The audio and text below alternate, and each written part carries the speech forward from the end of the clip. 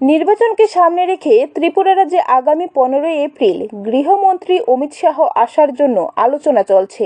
তিনি রাজ্যে এই দিন আসলে কুমারঘাটে পিডব্লিউডি ময়দানে জনসভা করবেন। সেখান থেকে তিনি রাজ্যবাসীর উদ্দেশ্যে বক্তব্য রাখবেন। পাশাপাশি আগামী 17 এপ্রিল পশ্চিম ত্রিপুরা আসনের সমাপ্ত প্রচারের দিন আগরতলা স্বামী বিবেকানন্দ ময়দানে জনসভা করবেন প্রধানমন্ত্রী নরেন্দ্র মোদী।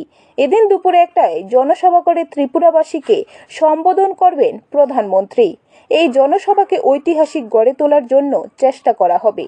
শুক্রবার প্রদেশ বিজেপি কার্যালয়ে সাংবাদিক সম্মেলন করে এই বিষয়ে বিস্তারিত জানিয়েছেন প্রদেশ বিজেপি মুখপাত্র সুব্রত চক্রবর্তী। আপনারা অবগত আছেন, লোকসভা নির্বাচন 2024-এর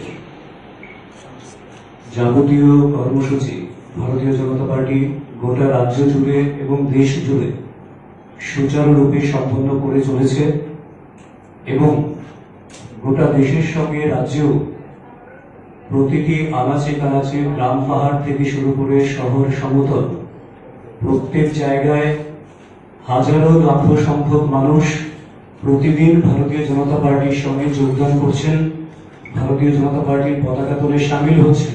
ব্যুরো রিপোর্ট, খবর ত্রিপুরা।